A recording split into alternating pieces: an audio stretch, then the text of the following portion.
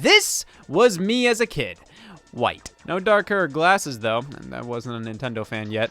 And when you're that young, you didn't necessarily ask for most of the things you have. Your parents just get you things they think you might like until you form your own interests and tastes. So the first few games I owned and played happened to be anything my mom thought, oh, he's gonna love this. I was raised in a very particular way. This old Windows 98 gateway computer was my first foray into the video game sphere, with most of the titles my parents owned for it being of the board game and game show variety. To be fair, I'm not sure how many of these were bought specifically for me. I think a lot of the board game titles we had were also popular inclusions in cereal boxes as bonuses, so I assume that's how we got them. Ultimate Yahtzee, Sorry, The Game of Life, all games I remember distinctly seeing as I flipped through our PC game disc binder to play titles I cared about significantly more. Who Wants to Be a Millionaire? 2nd edition. Now this was my PC game. That wasn't my PC game. This was most certainly one my parents bought for themselves. I mean, it doesn't have a clean sweep on the age rating. But this was always a favorite of mine. I had a soft spot for how well this replicated the actual game show. The visuals and sounds genuinely made me feel like I was on the television program. Did I know the answers to any of the questions? Surprisingly, 1. But it didn't matter. Trivia games were always exciting for me to play. I think because I was an only child, I appreciated them since these were experiences I could have with my parents. They understood the concept of a question, so what's keeping them from other games? We also had Who Wants to Be a Millionaire Sports Edition, which I'd pop in from time to time for variety, but this wasn't mine in the family. I mean, yeah, you could probably assume that. Why should I clarify? Wasn't me. But a game that was all mine was one Disney Magic Artist Studio. This was a paint program with loads of 3D effects to sprinkle amongst your images, and I abused the hell out of it. It's one of those applications that you can just dick around with, and the animations and sound effects were entertaining enough to keep you engaged. You didn't have to be making anything in particular. It was just fun. I feel that programs like this don't get the credit they deserve. Many people who critically look at them go, this is so limited, or why not just use Photoshop? Man, this car sucks. Buy an Audi. This type of software can really help kids express themselves creatively in simple and entertaining ways, or get them to realize they have passion in art. It's also a great stepping stone on the road to Photoshop because show a caveman this. Will they know where the crop button is? To be fair, starting with Magic Artist Studio can make it more confusing. Where's the worm tool? I use this thing all the time, whether it was to actually make something or actually make something. But when it comes to actual video games I owned, these weren't. Living Books titles. Popular in the 90s, they were point-and-click adaptations of children's stories. I had Arthur's Reading Race and Arthur's Birthday, and this weird blotch on my neck that never went away. Guess which one stuck with me the most? Don't get me wrong, I do have positive memories of these games, but man, I had to dig for them. These are games of mine I played a fair amount, but forgot about for the longest time. And then, all of a sudden, you see a screenshot online that looks familiar, then immediately look up a YouTube video to confirm your suspicions. I f***ing played that! I definitely have nostalgia for these titles, and replaying them will invoke a sense of... But I'd be lying coming up with any legitimate memories or genuine thoughts then and now. These were games I played as a kid, and that's where it ends. And you know what? Might as well throw Tonka Search and Rescue in that pile. Listen, man, I feel bad because looking at these games, this rush of childhood memories are coming back, but they're only coming back in the form of the words remember, I, and that. I have a ton of fondness looking back at these, but there are other games I just had a stronger connection to. Which brings us to my very first video game console. I think many kids of the late 90s and early 2000s were in the same boat as me and were weaned on PC games before graduating to ruining Dad's Sunday. I viewed PC games more as once in a while why nots, probably due to having to ask my mom whenever I wanted to play on the computer. Hey, this was still during the era of the dial-up modem. When you're using the internet, you can't use the phone, so because of that, it's understandable why I was only allowed to use the computer during specific times. That and child endangerment. So that fateful day when I was being babysat by my cousins and one of them pulled out their old Sega Genesis and gave it to me, that's when video games went from a toy I'd play with every now and then to a weekly situation. I still wasn't playing them religiously, but getting that old hand-me-down Genesis made things a whole lot more legitimate. I was no longer just playing games on the computer when I was bored for 30 minutes every couple of weeks. I owned a video game console now. Things were changing fast. If there was gonna be a rapture, well, you know, I wasn't gonna be a part of it. My cousin included one game with his old system, that being Sonic the Hedgehog. Yeah, what the hell else would it be? Oh, you're throwing the crust in too? I remember playing the hell out of the first Sonic the Hedgehog level. The first level, I mean Green Hill Zone. When we get to the second Marble Zone, couldn't beat it. Now, you may be asking how I couldn't have possibly figured Marble Zone out. Yes, I too wonder why 5-year-olds suck at things. I tried and tried and tried and just could never get anywhere far in the stage. Now, since then, I have beaten Sonic 1 a couple of times, and I can see 5-year-old me, who only played Green Hill Zone over and over, wasn't missing out on much. That's where the game peaks, so I think I got what I wanted out of that experience at that age, and what an experience it was. This was a great first game. So bold and colorful with this giant world to explore featuring power-ups and secrets, different pathways to take, a dead simple control scheme of just run and jump. It was something any kid could handle, while also having so much more depth than I was used to with video games. Collecting 50 rings, making your way to the end of the stage and seeing that massive rotating ring, it was incredible. Then you try jumping it and you're brought to my first encounter with epilepsy. Everyone remembers their first. This was so awesome. I may not have gotten far in it as a kid, but sometimes that doesn't matter. What really matters is what you personally got out of something, especially when you're younger. So who cared if I didn't beat Sonic 1? I was doing more important things, like moving on to Sonic 2. A very distinct memory of mine is coming home from dinner with my parents and grandparents, but stopping at a record store on the way back that happened to have old video games. I could finally get more stuff from my Sega. Compared to the loose cartridge I got from my cousin, these had the whole protective cases and everything, which was awesome. I could finally spill my pudding and eggs and pasta salad and bleed all over my games and no harm, no foul. I saw Sonic 2. I had to get Sonic 2, considering Sonic 1 was one of the only video games I knew of at that moment. But my mom said I could pick up one other title, and I had to decide between Miss Pac-Man and Pac-Man 2: The New Adventures. I learned more from that decision than I ever did in college. I added Miss Pac-Man and Sonic the Hedgehog 2 to my collection that day because God has a plan. Miss Pac-Man on Genesis was a really solid rendition of the arcade game, which I was already a fan of. Anytime we went somewhere you could make a scene at, I wanted to play it. But to be honest, with how accessible games like Pac-Man are, I feel I wasted a pick on this one. I would receive a few plug-and-play arcade sticks in my day, and I definitely played Miss Pac-Man on this a whole lot more than on Genesis, which meant Sonic 2 was the apple of my eye at the time. I definitely got farther in this than in Sonic 1, the second part of the second level. At the time, it was hard to appreciate how much better of a game Sonic 2 was.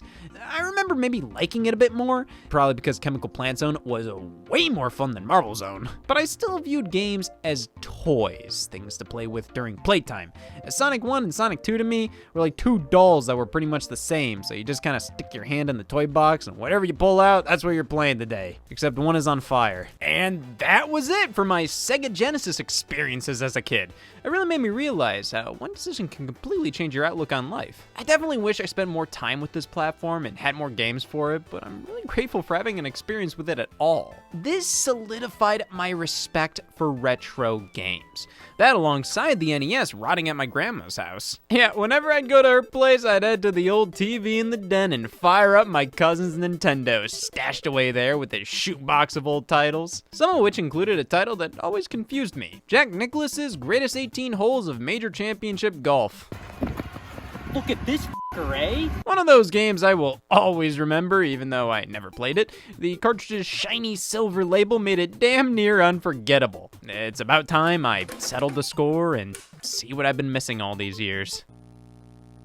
Wow, the 19th hole! Ninja Turtles 1 and 3 were here, right alongside Kung Fu Heroes, Excite Bike, The Adventures of Bayou Billy.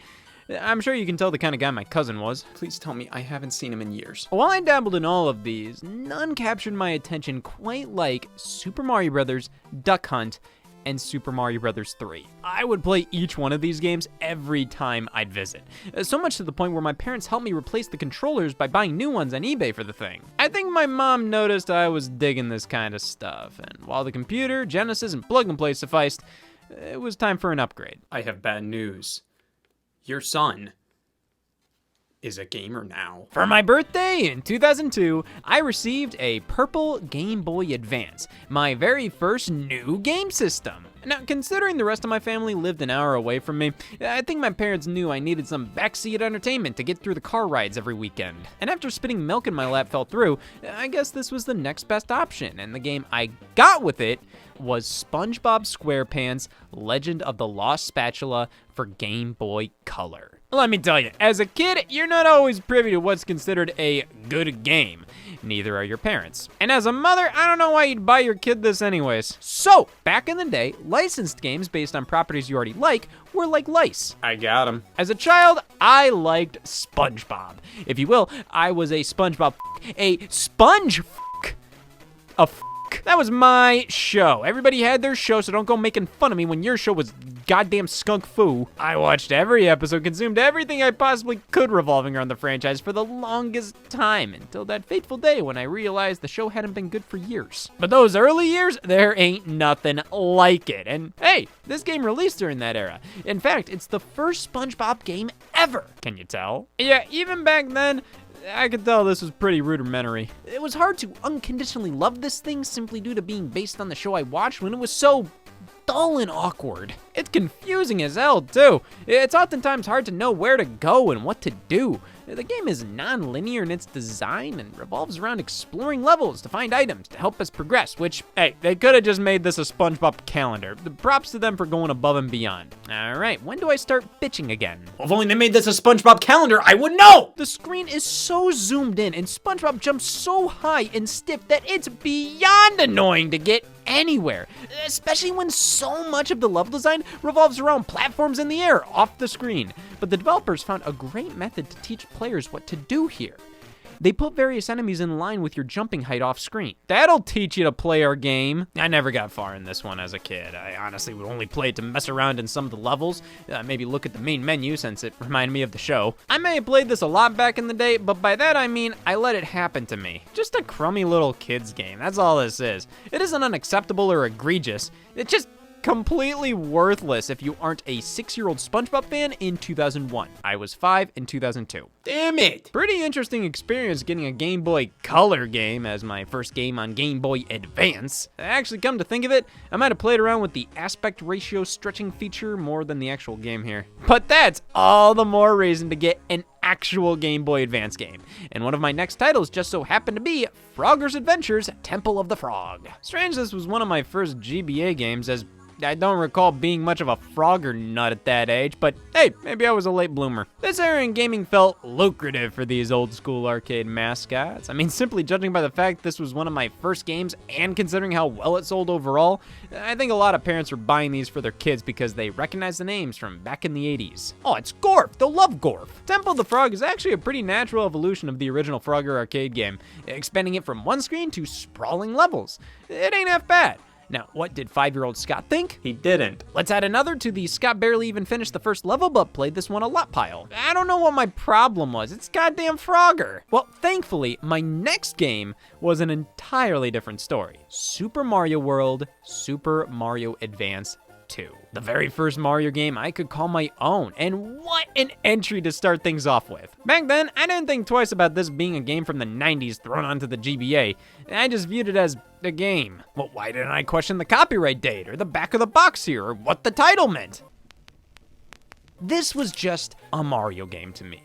And even if I didn't fully comprehend its origins, it didn't make me any less obsessed. I remember getting some Mario toys from a Wendy's kids meal back in 2002, one of them being this little action figure. I would tie a Kleenex around his neck to mimic the cape power-up. It just captured my imagination, unlike any game I played prior.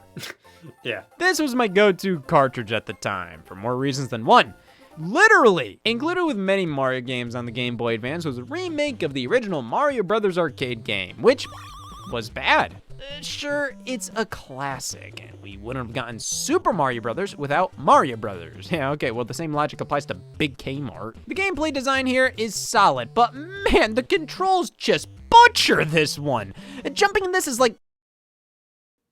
Oh, I'm set! In this version, dubbed Mario Brothers Classic, we have actual controls. So smooth and fast-paced with beautiful new backgrounds, mechanics, 4-player multiplayer. This is Mario Brothers to me. This is fucked up. Ain't this essential during long car rides? Because as great as Super Mario World is, it's always a plus to have an endurance-based arcade game to hop over to for some variety. This was no doubt one of my favorite games. And you know what that means? I didn't beat it. I got stuck at this part in the Forest of Illusion. You beat a level and the map reveals...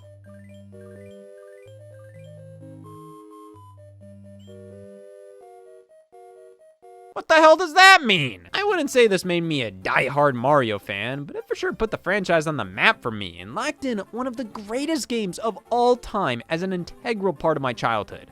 It's seriously validating to see something that you enjoyed as a kid actually turned out to be one of the all-time greats. What's next on the list? Oh, thank God! Just because I had a Game Boy now didn't mean I stopped tinkering with the PC. Over there, I had another licensed SpongeBob title, this one being Employee of the Month. Man, I played this one so many times. It's a point-and-click adventure game, though I think calling this an adventure is pushing it, as well as game. You point and click here. This is about as interactive as QuickBooks. But considering the target demographic for this, I'm stupid. It makes sense how simple, straightforward, and short this one is.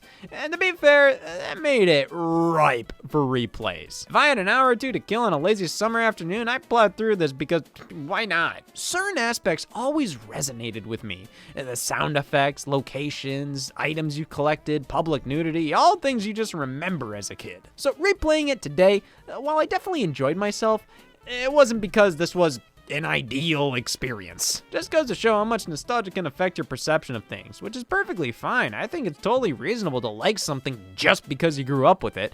However, when you fail to see any flaws and can't comprehend why nobody else likes it, well, that's because you're right. Makes me scared to death to say anything bad about any horrible, stupid, fucking dumbass piece of garbage this game kind of game you might have grown up with. I don't want to offend you. Like, are there any defenders out there for Rugrats I Gotta Go Party, also known as Carpet Mice I Gotta Take a Mean Shit? This was another GBA game of mine based on yet another Nickelodeon property, and it's a party minigame collection. It's like watching food rot. Most of the minigames here are of the who gives a shit variety. In this game, we gotta pick the right thing. Pick the right thing? Pick the right thing. My God, just let me pick the wrong thing for once. Well, I already chose this game. This features some of the most basic ideas for games imaginable, now with a Rugrats skin. And when things actually get a little more creative, you realize how much they directly ripped off Mario Party minigames. And when things are actually completely original,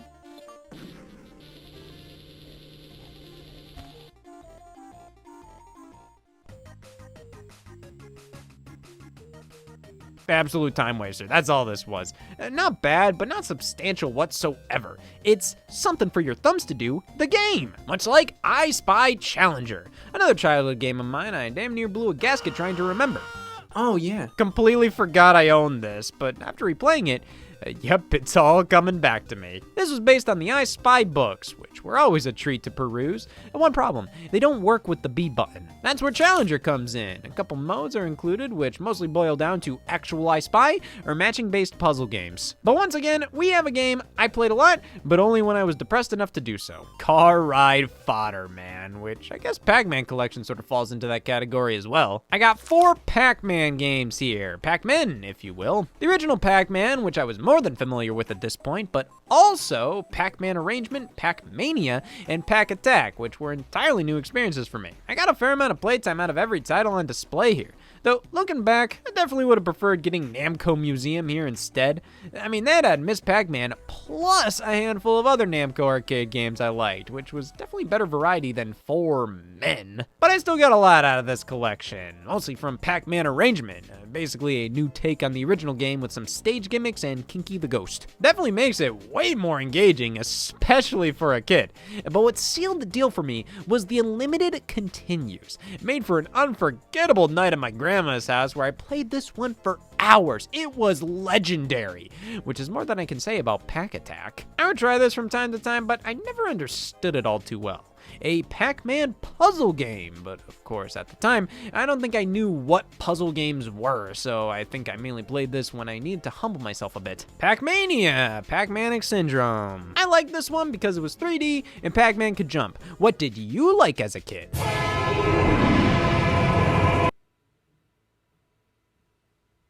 If we're talking Desert Island games again, would you? Jimmy Neutron versus Jimmy Negatron. Watch how you say that. This was a sequel to the game based on the original movie, Jimmy Neutron Boy Genius, though this one is based on the show titled The Adventures of Jimmy Neutron Boy Genius, which, based on all existing logos of this game, it is fair to consider this the official title, though official press releases refer to it otherwise. So what's the legal name for this game? Well, let's sue to find out. Oh. And I got nowhere in this one, and for good reason. While these games weren't anything special, I still popped them in from time to time because I legitimately had the urge to play them. This game, I only ever really put in to see my Game Boy run a 3D looking thing. I would play for 10 minutes and then react accordingly. Wow, this looks cool. Other than that, I have genuinely no memories with this thing, which is insane. I mean, I remember more about the PC version of this game, which I didn't own. I just played the demo for it included with Employee of the Month. I honestly got a better Jimmy Neutron kick over there with that, plus Nickelodeon Toon Twister 3D. A little application with 3D models of Nickelodeon characters you can manipulate to create your own cartoon, and listen, this was a big deal for me back then. I could realize some of my wildest dreams with this thing. Hi there, Carl. I can't stop! Do you smell it? I loved fiddling around with this, kind of like how I felt with Disney Magic Artist Studio. Though this one, the joy came from creating the Rugrats episode I always wanted. Hi there, Carl!